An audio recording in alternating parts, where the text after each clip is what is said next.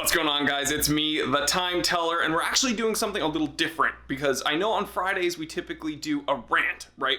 I pick something I don't like or something I like and I rant and rave about it and I get super duper emotional and it's a great time for everyone. But today we're actually going to be doing an unboxing, and I think it might be considered a torture test of sorts. And unbeknownst to you guys, I purchased a new watch. It's actually one of the most complicated watches in my collection. This thing does a whole lot of things very, very well. And here's where the thumbs down come in on this episode. It's an Invicta.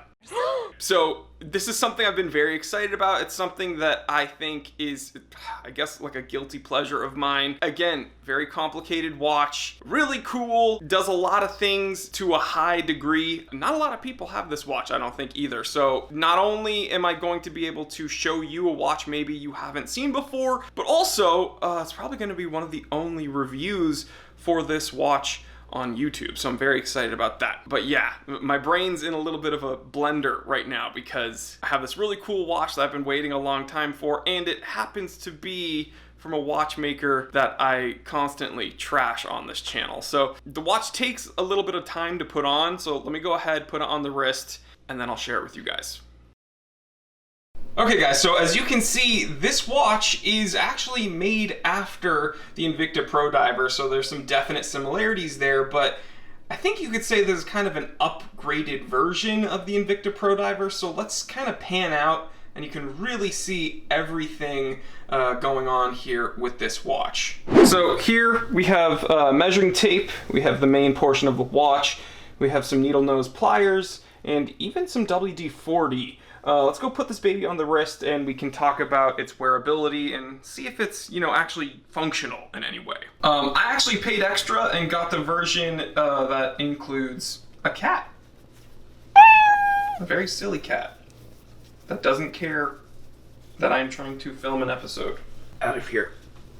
Excuse me, out of here. Okay guys, so you're in my kitchen right now and you can see we have a cutting board, half a red onion, and an egg. And for those of you who don't know, I'm a bit of a gourmand, a bit of a foodie, and I consider myself, a decent chef. And one of my main inspirations for purchasing this Invicta is to help me out in the kitchen. And for those of you who are novices in the kitchen, you guys might not consider having the right tools for the job. So most people, when you see an onion, you grab a knife, probably not something small like this little paring knife, but you'd start chopping it, right? Well, you guys aren't getting the right flavors, the right bites of food because you're not using the right tools. So what I would do is grab my Invicta, I would reach down here and actually start making sure that I'm getting the right cuts of food. You guys are silly if you guys aren't measuring your food.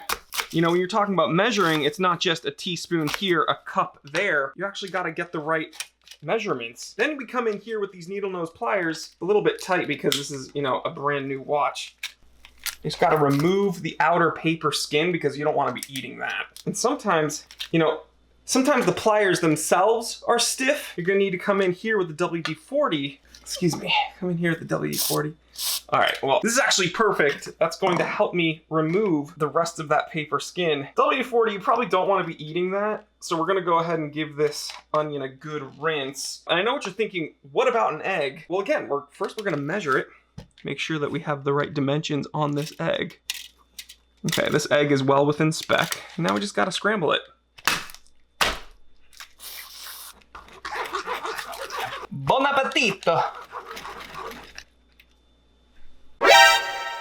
Alright guys, so we clearly have a whole lot of fun on this channel, especially during the Friday rants, and for some reason, Skillshare wanted a piece of the pie. They wanted to sponsor this rant. Now, for those of you who don't know, Skillshare is an online learning community filled with thousands of inspiring classes for creators. With Skillshare, you can explore new skills, deepen existing passions, and just get lost in creativity. Now, I'm sure you guys know, here on this channel, I love writing bits and doing these kind of wonky little skits at the top of these rants, and I actually wanted to take it upon myself to try out one of these Skillshare classes that, again, is kind of deepening an already existing passion of mine that is creative writing. In fact, right now I'm checking out the Writer's Toolkit, 6 Steps to a Successful Writing Habit. It's being taught by Simon Van Buy. He's a very intelligent person, and wouldn't you know it, he's a great writer.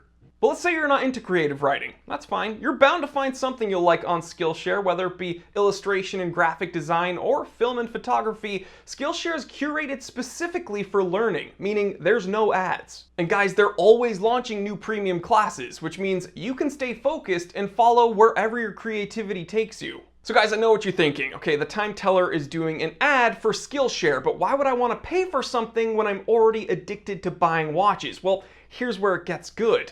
Skillshare is incredibly affordable. It's actually less than $10 a month with an annual subscription. So I've had a ton of fun brushing up on my creative writing chops with the help of Skillshare, and if you're interested in checking out Skillshare for yourself, click the link in my description below. In fact, the first 1,000 of my subscribers to click the link in the description below get a free premium trial membership so you can explore wherever your creativity takes you. Guys, practice makes progress. Let's all try to do something today that we couldn't do yesterday with the help of Skillshare. Skillshare, thank you so much for sponsoring this episode. Let's get right into it.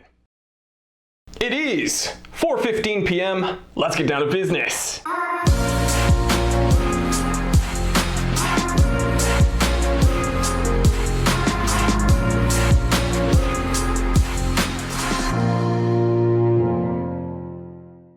Alright guys, so it's all fun and games at the beginning of these rant episodes, but the truth is, there are some watches that simply do not need to exist. They don't need to be made. They're just gimmicks, and that's the case with this Leatherman Tread Tempo. Now, I believe they call it tread because the bracelet looks like the tread of a tank. The truth is though, the only aesthetic I get from this watch is S-Farce.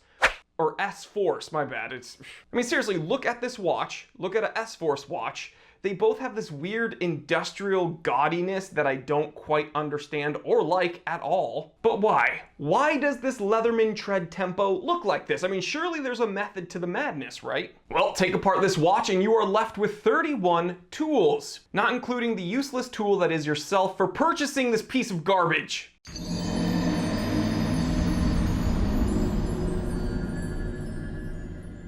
But okay, 31 tools, let's take a look. The first, 1, 2, 3, 4, 5, 6 are different screwdrivers. Actually, no, I lied. The first 7 are different kinds of screwdrivers. You have 3 box wrenches, another screwdriver. You have a file, you have a strap cutter, bottle opener, carbide glass breaker, another screwdriver. What is that, 8 screwdrivers? 10? I lost count. A couple more box wrenches, another box wrench, a hex drive, square drive, box wrench, socket drive adapter, link tool, Torx. And then, yeah, a crappy quartz movement. But seriously, who is this watch catering to? Like, who are they marketing this watch to? Well, when we go to Leatherman's own website, it just gets more confusing. I mean, the first thing I want to say, like right off the bat, is this watch doesn't look particularly wearable in any scenario, but the first picture they have is of a gentleman with some business attire, you know, tie, slacks, sitting on a leather chair, in what I can only assume is an office. So he probably would not have any use for any of these tools in that scenario. The next guy is just, it's just a wrist shot of a dude with a rolled up shirt. He looks like he's just wearing something casual. That's perfectly fine. But the last image is truly the most confounding. There's an image of a saturation diver halfway in the water with one of these abominations on his wrist. Now, saturation divers do use tools underwater, but are you gonna tell me with that thick suit and gloves, he's gonna have the dexterity to take the watch off, take it apart in 31 little pieces, and use these tiny little drivers? I don't think so. But let's go back to that casual wrist shot. That dude doesn't look to have like tiny wrists, but the watch looks like an enormous piece of material there. Again, these weird S-Force vibes. And guys, I tend to like smaller watches, but I mean right here, I am wearing a G-Shock Neo Tokyo. This is by no means a small watch, but still, it's relatively wearable and it doesn't look out of place on my disgusting wrists. So I don't know who in their right mind would buy this Leatherman Tread Tempo and just throw it on every day. It just looks kind of cumbersome and weird. So I had some fun in this episode, but the truth is, for $399.90 something, for essentially $400, I can think of many ways to throw away that money. And for this Leatherman Tempo, it's going to be a no. Now, the cool thing is Leatherman makes a lot of other really cool products, like their multi-tools. I've had numerous Leathermans that I think have stuck with me forever. I have one in my Jeep, one in my various toolboxes, one in my rucksack. They make awesome stuff. This is just not one of them. Okay, it has a 200-meter water resistance rating, sapphire crystal, and a Ronda Swiss quartz movement. But again, when that strap, or I should say tread link bracelet, it looks the way it does and probably feels the way it does, I would never want it on my wrist. Funny thing is you can get different treads. So you can get the one that it comes with, or you can get the Tread Tempo LT, which only has 28 tools, or you can get the Tread Metric, which has 29 tools. Or you can get an everyday carry set for $614.80 that comes with 3 multi-tools and this disgusting watch. Now, again, for $615 about, I could think of a lot of ways to throw that money away. This would not be one of it. I mean, just buy the multi-tools, right? You don't need this weird garbage watch. But as always, guys, do any of you out there own this watch? Do any of you know anything about this watch? I'd love to learn from you guys, and if one of you has them out there and wants to send one in so that I can actually take it apart and see just how functional it is as a tool, because let's face it, I'm the almighty tool. I'm the internet tool.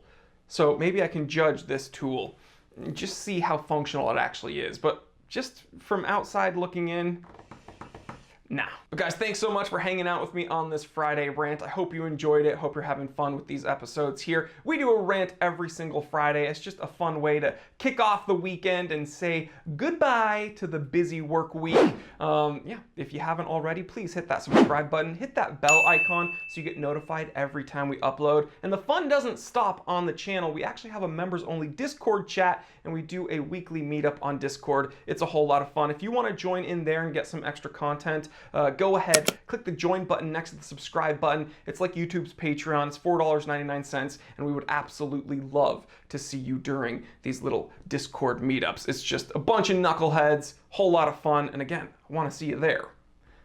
So check out the affiliate links in the description below. Check out my personal website, thetimetellershop.com, and I will see you on the next one. Enjoy your weekend, or whenever you're watching this. Stay happy, stay healthy, stay blessed. I'm Jory Goodman, the Time Teller, and always remember, I didn't invent time. I just tell it.